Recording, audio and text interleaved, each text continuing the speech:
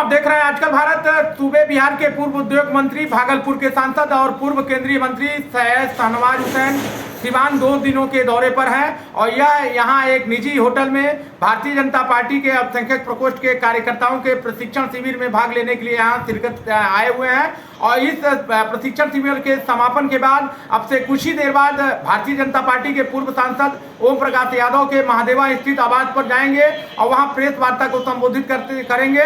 हम आपको सीधे ले चलते हैं प्रेस वार्ता में, जहां सैयद शाहनवाज हुसैन जमकर महागठबंधन सरकार पर हमला कर रहे हैं। कैमरा पर्सन राजीव के साथ मैं अशोक कुमार पांडे, आजकल भारत सिवान।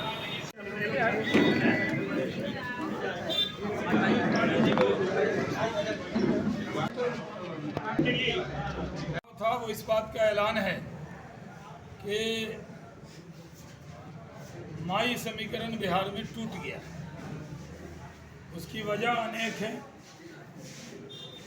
वजह सबसे बड़ी यह है कि जिनका वोट है, माल महाराज का मिर्जा खेले होली, वोट तो माइनॉरिटी का ले लेते हैं लेकिन माइनॉरिटी को इज्जत नहीं देते। बीजेपी के 75 एमएलए थे तो 2 उप मुख्यमंत्री बनाया। आपके 115 थे तो बारी सिद्दीकी साहब को ही बना लेते। माइनॉरिटी से भी बना सकते थे ना, नहीं बनाया। ना कोई अच्छा विभाग दिया। और माई समीकरण तो पिछले चुनाव में ही सीमांचल में टूट गया था, जब वहाँ बड़ी तादाद में माइनॉरिटीज़ के लोगों ने लालटेन को रिजेक्ट कर दिया था। लालटेन जो निशान है उसके चिराग के नीचे ही अंधेरा है। जो वोट देते थे उसको, उसी की फिक्र नहीं कर रहा। इसलिए अल्पसंख्यक समाज भारतीय जनता पार्टी से जुड़ रहा है। हमने यहाँ अल्पसंख्यक मोर्चे का प्रशिक्षण शिविर किया, आपने देखा। पूरे बिहार से लोग आए हैं। हम लोग सबका साथ, सबका विकास, सबके विश्वास के रास्ते पर चल रहे हैं। गोपालगंज तो हम जीते। एक ही जगह चुनाव हुआ, गोपालगंज, जहां पार्टियां लड़ी। और मोकामा में तो छोटे सरकार से लड़ाई थी।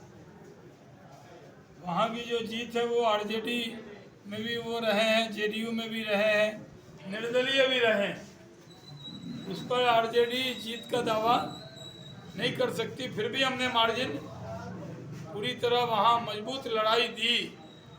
और गोपालगंज में हम लोगों ने बेहतरीन लड़ाई दी। और जो साधु यादव जी का वोट था वो तो वो लोग ले गए, लेकिन जो माइनॉरिटीज़ का वोट था उसने बगावत का ऐलान कर दिया। ये एलान में है आरजेडी के लिए गोपालगंज का चुनाव कि अगर आप सिर्फ वोट लेंगे और बीजेपी से डरा कर वोट लेंगे, खुदा से डरने वाली कौम को आप बीजेपी से डरा नहीं सकते। और ये बुरहानी में भी माइनॉरिटी का वोट आरजेडी को नहीं मिलेगा, ये इस चुनाव का संदेश है। और हम लोग ये मानते हैं कि हम तो सिवान जब आए थे तो उद्योग मंत्री के नाते बातचीत किया था। सिवान में पीछे में भी कोई प्रेस कॉन्फ्रेंस कर रहा है क्या? मोर्चा का प्रशिक्षण शिविर था, उसमें उद्घाटन करने के लिए मैं आया था। कल सुशील कुमार मोदी जी सिवान आएंगे। अल्पसंख्यक समाज बड़ी तादाद में जुड़ रहा है भारतीय जनता पार्टी से। बिहार में माई समीकरण पूरी तरह टूट गया। सर, कहते हैं एक बड़ा वर्ग अल्पसंख्यक आज भी भाजपा से दूर है। इस मंच से क्या कहें? जो आपसे जुड़ना चाहते हैं उनके लिए क्या अपील होगी? कहाँ आपको लग रहा है दूर? क्योंकि सर ऐसे रिपोर्ट आते हैं जिसमें देखा जाता है रिपोर्ट कि सब गलत आता है। जिसको कोरोना में काम आए मोदी, वो किसी और के साथ क्यों जाए?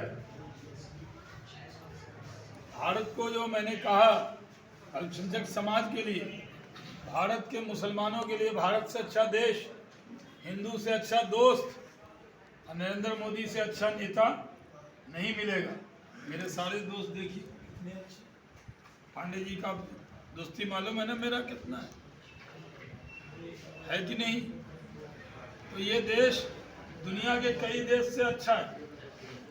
आप देखिए यमन में क्या हाल है अल्पसंख्यकों को, मुस्लिम का, इराक में क्या है, ईरान में क्या है, पाकिस्तान में क्या है, अफगानिस्तान में कहा पार्क में महिला नहीं जा सकती, कहा ना तालिबान ने।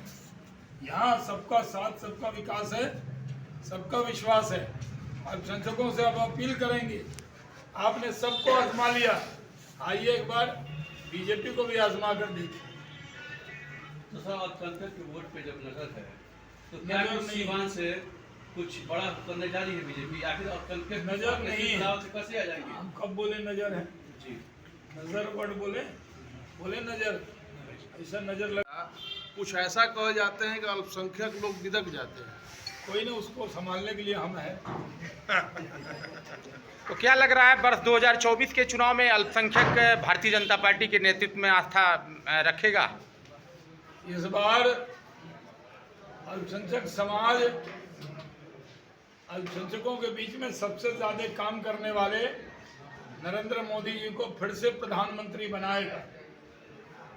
नरेंद्र मोदी जी को प्रधानमंत्री बनाने में पिछली बार 303 सीट मिली थी, इस बार 350 के ऊपर जाएंगे। उसमें अल्पसंख्यक समाज का भी बहुत बड़ा योगदान मिलेगा। सर नीतीश कुमार का सपना फिर क्या होगा? वो भी प्रधानमंत्री बनने के लिए घूमना शुरू किए थे। सपने तो सपने होते हैं, बाकी सब अपने होते हैं। बिहार सरकार के भविष्य को लेके क्या कहेंगे? हम तो खुदे हटवाइए थी, हमारा तो बयाने वायरल हो गया था जब टेक ऑफ किए थे। जी जी जी लगा रहे थे उद्योग। जी हम कर रहे थे, उस दिन भी हम काम कर रहे थे। इन्वेस्टर ऑफिस खोले, जमीन का रेट बढ़ाए, इथेनॉल प्लांट सब जगह चल रहा है, टेक्सटाइल लेदर की पॉलिसी लाए। क्या कसूर था इस आदमी का? जहाज पर थे तो मंत्री थे, उतरते एक समय। आदमी बताइए असहमत थे हमारे काम? आप भी तो बिहारी हैं, पत्रकार तो बाद में होंगे। बिल्कुल बिहारी। आप बिहारी होने के नाते श्री बाबू के सपनों को कौन साकार कर रहा था? आप बड़ा पैकेज लाए थे उद्योग विभाग के लिए, उसका बिहार बेहतर की तरफ जा रहा है। आपकी हुकूमत 15 साल तक रही तकरीबन, इसके बावजूद इंडस्ट्रियल मामले में कोई तरक्की नहीं हुई बिहार हम तो 15 महीने नहीं रहे चाचा। में। इसके पहले रहे ना आपकी हमारा पार्टी। बीजेपी का पहला उद्योग मंत्री है ठाकुर ठीक है, प्रसाद। जो न जनरल पार्टी की नॉलेज- मैं बात कर रहा हूँ। आजकल जैसे नेता नहीं पढ़ते, आप लोग भी थोड़ा थोड़ा रिसर्च कीजिए। ठाकुर प्रसाद जी लास्ट उद्योग मंत्री थे बिहार के। पांडे जी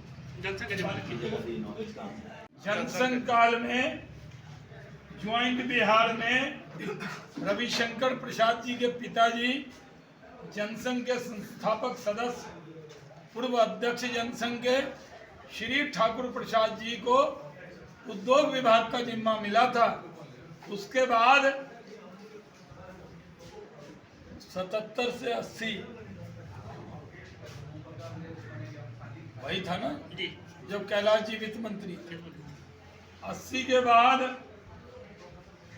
2021 में 80 के बाद 2021 में कै साल हुआ? 25 वर्ष 24 वर्ष कैसा हिसाब किताब है? 77 का है ना, 77 के बाद 80 के 41। अच्छा 41 वर्ष, हाँ ठीक है 41 वर्ष सीएम ने सरकार दी थी। जी जी 22 साल बाद 41 साल बाद बीजेपी का उद्योग मंत्री बिहार को मिला था।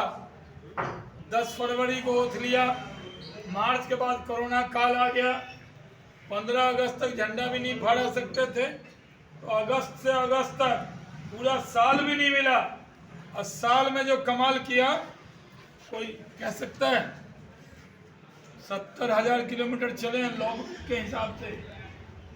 देश में गए, पूरे देश में गए, लंदन भी गए थे, लेकिन फोटोआ नहीं डाले थे।